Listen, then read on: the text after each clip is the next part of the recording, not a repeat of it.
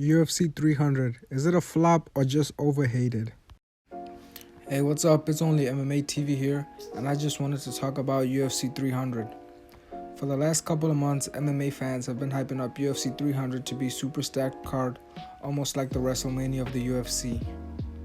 But recently, online MMA figures and critics have let their disappointment of the card be known.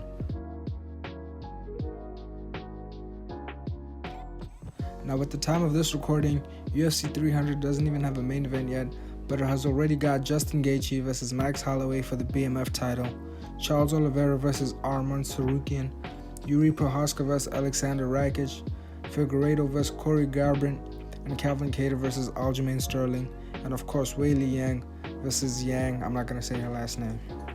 Now, just based off of these fights, UFC 300 has at least 9 fighters who have claimed UFC gold before, and that's not including the main event, which has not been announced yet, and also 8 fighters who have headlined UFC pay-per-views before.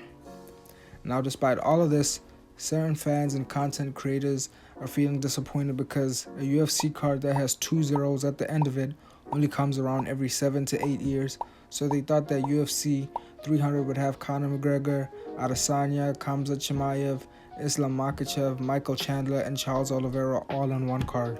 I mean, just look at some of these custom UFC cards that are floating around on social media. I mean, just look at all the star power on all these cards.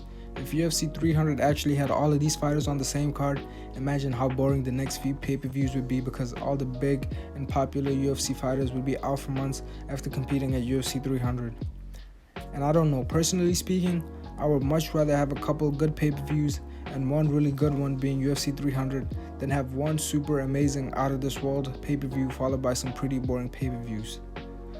I haven't even mentioned the prelims, which feature Bo Nickel vs Cody Brundage, Bobby Green vs Jim Miller, who will be the first fighter to fight on UFC 100, 200, and 300. It has Sadiq Youssef featuring the very exciting Diego Lopez, and Holly Holm taking on Kayla Harrison, who's one of the biggest names in women's MMA outside the UFC and is also an Olympic gold medalist. So now let's talk about the main card. In the main event, which has not been announced yet, we're probably going to have Michael Chandler vs Conor McGregor, who've been hinting at each other that they might fight on UFC 300. We might have Alex Pereira, who's very likely to defend his light heavyweight belt.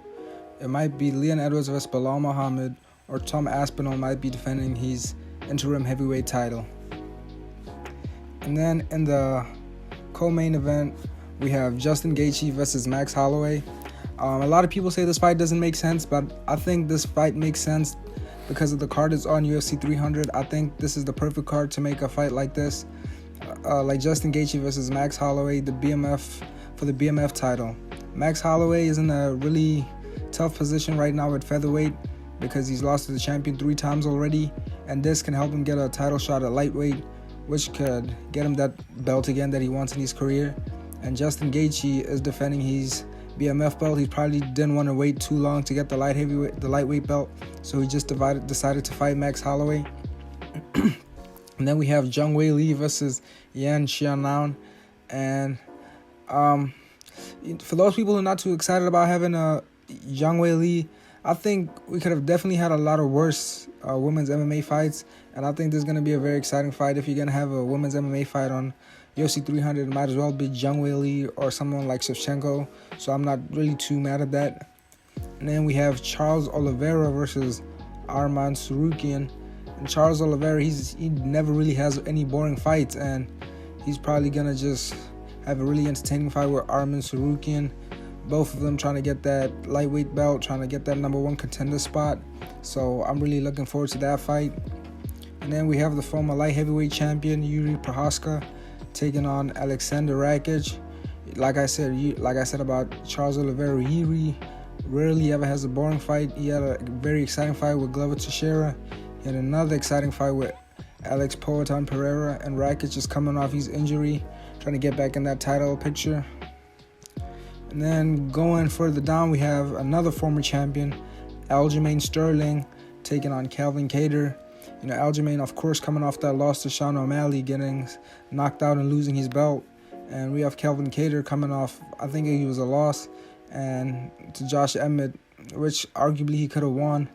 And that's a really exciting fight. Looking forward to it. kind of like a grappler versus striker match. Interested to see how Aljo does in the new weight class. Interested to see how Calvin Kattar handles Aljo's ground game. And then we have Bo Nickel making his return to the octagon after a dominating performance against, I'm not even gonna lie, I don't remember the guy's name. He was pretty much a tomato can. He was making his debut. So he's fighting Cody Brundage next. I don't really know too much about Cody Brundage. I've never really watched him. This is going to be my first time watching him, so I'm really looking forward to that fight. Bo Nickel has got a lot of excitement behind him right now, so that's a very good fight. I'm looking forward to it. And then I think this is a prelim fight. We have Davison Figueiredo versus Cody Garbrandt. That's a firework of a fight right there. That's a really exciting fight. We got Cody and Davison both got knockout power, both good on the feet, both very good everywhere, both former champions as well. And imagine that, 2 former champions on a prelim card. That's going to be an exciting fight. I'm definitely going to be watching that one. And then we got another women's MMA fight. We got Holly Holm versus Kayla Harrison. Like I said, there's a lot of worse women's MMA fights to put on this card, and I'm not too mad about this one. And then we got Sadiq Youssef versus Diego Lopez. Diego Lopez, another very exciting fighter right now. He's got a lot of excitement behind him. He's looking to get in the top 15 with the win over Sadiq Youssef. And Sadiq Youssef, of course, trying to keep that spot safe, trying to maintain his number next to his name. And then we have Jessica Andrade versus Marina Rodriguez. I'm not really too interested in that one, but Jessica Andrade, she's got power for a female. She hits really hard. She's got good skills and is also a former champion, so that's a fight to look out for. And then we also have, finally, Bobby Green versus Jim Miller. Jim Miller, of course, being the first fighter that's going to be in UFC 100, 200, and 300.